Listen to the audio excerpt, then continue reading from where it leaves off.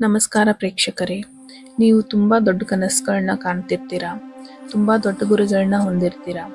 ಆದರೆ ಕೆಲವೊಮ್ಮೆ ಕೆಲಸ ಆರಂಭ ಮಾಡೋದು ತುಂಬ ಕಷ್ಟವಾಗುತ್ತೆ. ನಮಗೆ ಏನು ಬೇಕು ಅನ್ನೋದು ಗೊತ್ತು, ಅದನ್ನು ತಲುಪೋದು ಹೇಗೆ ಅನ್ನೋದು ಕೂಡ ಗೊತ್ತು. ಆದರೆ ಆರಂಭವೇ ಆಗುತ್ತಿಲ್ಲ. ಯಾಕೆ ಅನ್ನೋದಕ್ಕೆ ಉತ್ತರವೇ ಇಲ್ಲ. ಅದು ಆಲಸ್ಯವೋ ಅಥವಾ ಭಯವೋ?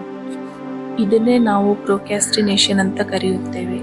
ಇದು ಯಾವುದೇ ದುಷ್ಕರ್ಮಿಗಳಿಗಿಂತ ಅಪಾಯಕಾರಿ, ಏಕೆಂದರೆ ಇದು ನಿಮ್ಮ ಕನಸುಗಳನ್ನೇ ತಿನ್ನುತ್ತೆ. ಈ ತಡೆ ಬರೋದು ಸೋಮಾರಿತನದಿಂದ ಅಲ್ಲ, ಆದರೆ ಆತನ ಕಣ್ಣಿಗೆ ಕಾಣದ ಭಯದಿಂದ. ಬಹುತೇಕ ಜನರಿಗೂ ತೋರೋದು ಕಂಫರ್ಟ್ ಝೋನ್, ಆದರೆ ನಿಜವಾದ ಸಮಸ್ಯೆ ಭಯದ ಝೋನ್. ಅಲ್ಲಿ ತಪ್ಪು ಮಾಡೋ ಭಯ, ದೊಡ್ಡ ಗುರಿ ನೋಡಿದಾಗ ಬಂದ ನೋವು, ಇವೆಲ್ಲ ನಿನ್ನನ್ನು ಕೈ ಹಾಕುವುದನ್ನೇ ತಡೆಯುತ್ತೆ. ಇವನಿರಲಿ ಅವನಿರಲಿ, ಯಶಸ್ವಿಯಾಗಿರುವ ಪ್ರತಿಯೊಬ್ಬನು ಸಣ್ಣ ಹೆಜ್ಜೆಯಿಂದಲೇ ಶುರು ಮಾಡಿದ. ಅವರಲ್ಲೂ ಭಯ ಇದ್ದೇ ಇತ್ತು, ಆದರೆ ಅವರು ನಿಲ್ಲಿಸಲಿಲ್ಲ. ಪ್ರಾರಂಭಿಸಿ. ವಿಫಲತೆ ಯಶಸ್ಸಿಗೆ ವಿರುದ್ಧವಲ್ಲ, ಅದು ಅದಕ್ಕೊಂದು ದಾರಿ. ನಾವು ಸೋಲ್ಬೇಕು, ತಪ್ಪು ಮಾಡಬೇಕು, ಮತ್ತೆ ಪ್ರಯತ್ನಿಸಬೇಕು.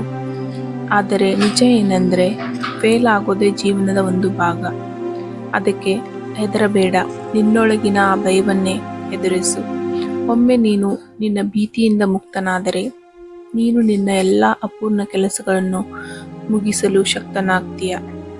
ಇಂದು ತುಂಬ ಜನರು ಶಾರ್ಟ್ ಟರ್ಮ್ ಆನಂದದ ಲೈಫ್ ಸ್ಟೈಲ್ಗೆ ಅಂಟಿಕೊಂಡಿದ್ದಾರೆ. ಸ್ಕ್ರೋಲ್ ಮಾಡೋದು, ರೀಲ್ಸ್ ನೋಡೋದು, ಸ್ವಲ್ಪ ಸಂತೋಷ, ಇದು ಎಲ್ಲವೂ ಮೆದುಳಿಗೆ ಹಾರ್ಮೋನ್ ನೀಡುತ್ತವೆ. ಆದರೆ ಅದು ತಾತ್ಕಾಲಿಕ. ನಿಜವಾದ ಸಂತೋಷ ಸಾಧನೆಯಿಂದ ಬರುತ್ತದೆ. ಅದರ ಬಗ್ಗೆ ನೀನು ತಿಳಿದುಕೊಂಡಾಗ ನಿನ್ನ ಪ್ರೇರಣೆ ಹೆಚ್ಚಾಗುತ್ತದೆ.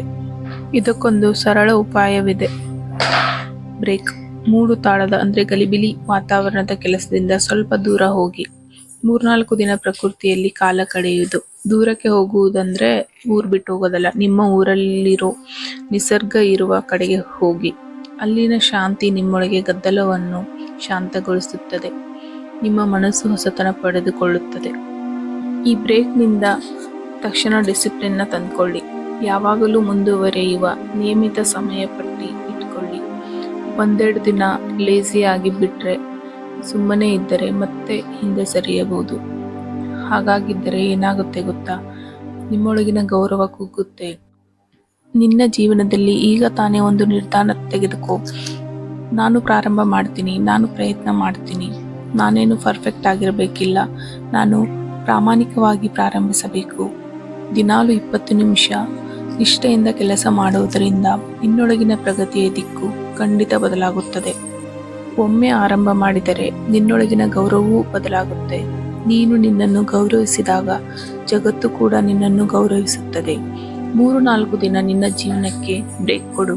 ನಿನ್ನ ಅಂತರಾಳ ಕೇಳು, ಯಾವ ದಿಕ್ಕಿಗೆ ಹೋಗಬೇಕು ಅಂತ. ನೀನು ಇಂದು ಎಲ್ಲಿ ನಿಂತಿದೆಯೋ ಅಲ್ಲಿ ನಿಲ್ಲಬೇಡ. ಒಮ್ಮೆ ಸಣ್ಣ ಹೆಜ್ಜೆ ಇಡೋಣ, ಹೇಗಿರುತ್ತೆ ನೋಡೋಣ. 1000 ಮೆಟ್ಟಿಲು ಏರಬೇಕಾದ್ರೂ ಮೊದಲ ಮೆಟ್ಟಿಲು ಇರಬೇಕು. ಅದೇ ನಿನ್ನ ಪ್ರಾರಂಭ, ಅದೇ ನಿನ್ನ ವಿಜಯದ ಬೀಜ. ಆಗ ನಿನ್ನೊಳಗಿನ ಶಬ್ದ ಸ್ಪಷ್ಟವಾಗುತ್ತೆ. ಇದಕ್ಕೆ ಒಂದು ಪುಟ್ಟ ಕತೆ ಹೇಳ್ತೀನಿ. ಒಬ್ಬ ವ್ಯಕ್ತಿ ತನ್ನ ಮನೆಯ ಹಾಸಿಗೆ ತುಂಬಾ ಹಳೆಯದಾಗಿದೆ ಎಂದು ಹಾಸಿಗೆಯ ಮೇಲೆ ಕೂತು ಅಳ್ತಿರ್ತಾನೆ. ಆ ಸಮಯದಲ್ಲಿ ಒಬ್ಬ ವ್ಯಕ್ತಿ ಬಂದು ಕೇಳ್ತಾನೆ, ಹಾಸಿಗೆಯನ್ನು ಬದಲಾಯಿಸಬೇಕಲ್ಲ? ಆತ ಉತ್ತರಿಸ್ತಾನೆ, ಆದರೆ ಹಾಸಿಗೆಯ ಬದಲು ಇನ್ನೊಂದು ಹಾಸಿಗೆ ಇಲ್ಲ ಅಂತ. ಇದು ಬಹುತೇಕ ನಮ್ಮೆಲ್ಲರ ಜೀವನ.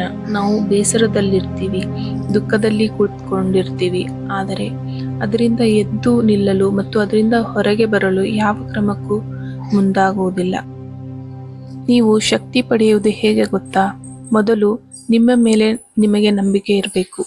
ಎಲ್ಲರೂ ನಿಮ್ಮನ್ನು ನೋಡಿ ಅವನಿಂದ ಏನೂ ಆಗಲ್ಲ ಅಂತ ಅಂದ್ಕೊಳ್ಬೋದು, ಆದರೆ ನೀವು ನಂಬಿದ್ರೆ ಸಾಕು, ಇಡೀ ಜಗತ್ತೇ ಬದಲಾಗುತ್ತೆ. ಪ್ರತಿದಿನ ಒಂದು ಕೆಲಸ ಮಾಡಿ, ಅದು ನಿಮ್ಮ ಗುರಿಗೆ ತಲುಪುವ ಒಂದು ಹೆಜ್ಜೆ ಆಗಿರಲಿ. 20 ನಿಮಿಷ ಕಾರ್ಯ ಮಾಡಲು ಪ್ರಾರಂಭಿಸು, ಅದು 20 ಗಂಟೆ ಯೋಚನೆಗಳಿಗಿಂತ ಶಕ್ತಿಶಾಲಿ. ಇವತ್ತೇ ಪ್ರಾರಂಭ ಮಾಡು. ನೀನು ಸೋಮಾರಿಯಲ್ಲ, ನೀನು ಆಲಸ್ಯವಂತನಲ್ಲ, ನೀನು ಕೇವಲ ನಿನ್ನೊಳಗಿನ ಭಯದ ಜೊತೆ ಯುದ್ಧ ಮಾಡ್ತೀಯ. ಗೆಲ್ಲೋ ಕಾಲ ಈಗ ಬಂದಿದೆ, ಮುಂದೆ ಸಾಗು. ಮತ್ತೆ ಯಾವಾಗಲೂ ನೆಪಗಳನ್ನು ಹುಡುಕಬೇಡಿ. ನನಗೆ ಇಂಗ್ಲಿಷ್ ಬರೋದಿಲ್ಲ, ಅವರು ನನ್ನನ್ನು ಮೆಚ್ಕೊಳ್ಳೋದಿಲ್ಲ, ಅವರು ನನಗೆ ಬೆಂಬಲ ಕೊಡೋದಿಲ್ಲ ಅಂತ ಈ ಥರ ನೆಪಗಳನ್ನೆಲ್ಲ ಹುಡುಕಬೇಡಿ.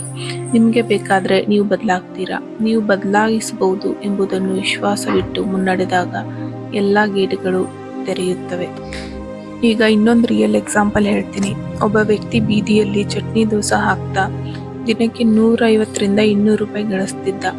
ಆದರೆ ಅವನು ಕೆಲವೇ ತಿಂಗಳಲ್ಲಿ ಯೂಟ್ಯೂಬ್ ನೋಡುತ್ತಾ ಹೊಸ ಹಿಟ್ಟು ರೆಸಿಪಿ ಕಲಿತ, ವ್ಯವಹಾರ ಹೇಗೆ ಮಾಡೋದು ಅನ್ನೋದನ್ನ ಕಲಿತ. ಇಂದು ಅವನು 3 ಲಕ್ಷ ತಿಂಗಳಿಗೆ ಮಾಡುವ ಸ್ಟ್ರೀಟ್ ಫುಡ್ ಬ್ರ್ಯಾಂಡ್ ರೂಪಿಸಿದ್ದಾನೆ. ಅವನಲ್ಲಿ ಯಾವುದಾದರೂ ವಿಶೇಷವಿತ್ತೆ? ಇಲ್ಲ. ಆತನ ನಂಬಿಕೆ, ಜಾಣ್ಮೆ ಮತ್ತು ಪ್ರಯತ್ನವೇ ಅವನನ್ನು ಇಲ್ಲಿವರೆಗೂ ಬದಲಾಯಿಸಿತು. ಕೊನೆಯದಾಗಿ ಹೇಳೋದೇನೆಂದರೆ, ಎಷ್ಟು ದೊಡ್ಡ ಗುರಿ ಇದ್ರೂ ಮೊದಲ ಹೆಜ್ಜೆ ಇಡಲೇಬೇಕು. ಅದು 1000 ಮೆಟ್ಟಿಲುಗಳಿದ್ದರೂ ಸಹ ಆರಂಭ 1ನೇ ಮೆಟ್ಟಿಲಿನಿಂದಲೇ. ಹಾಗೆ ನಿರಂತರವಾಗಿ ನಡೆ, ನಿನ್ನ ಯಶಸ್ಸು ನಿನ್ನ ಮುಂದೆ ನಿಂತಿರುತ್ತೆ. ನೀವು ಕೇಳಿದ ಈ ಮಾತುಗಳು ನಿಮಗೆ ಶಕ್ತಿ ನೀಡಿದರೆ ಅದನ್ನು ನಿಮ್ಮ ಸ್ನೇಹಿತರೊಂದಿಗೆ ಹಂಚಿಕೊಳ್ಳಿ. ನೀವು ಬದಲಾಗಬೇಕು. ಜೀವನ ಒಂದು ಭಾನುವಾರದ ವಿಶ್ರಾಂತಿ ಅಲ್ಲ, ಅದು ಪ್ರತಿದಿನದ ಹೋರಾಟ. ಆ ಹೋರಾಟದಲ್ಲಿ ನೀವು ನಿಂತಿದ್ದೀರಾ, ಓಡುತ್ತಿದ್ದೀರಾ? ಇವತ್ತಿನಿಂದಲೇ ನಿರ್ಧಾರ ತೆಗೆದುಕೊಳ್ಳಿ. ಈ ವಿಡಿಯೋ ನಿಮಗೆ ಇಷ್ಟವಾದರೆ ದಯವಿಟ್ಟು ಲೈಕ್ ಮಾಡಿ, ಶೇರ್ ಮಾಡಿ, ಮತ್ತೆ ನಮ್ಮ ಚಾನೆಲ್ನ ಸಬ್ಸ್ಕ್ರೈಬ್ ಮಾಡಿಕೊಳ್ಳಿ. ಧನ್ಯವಾದಗಳು.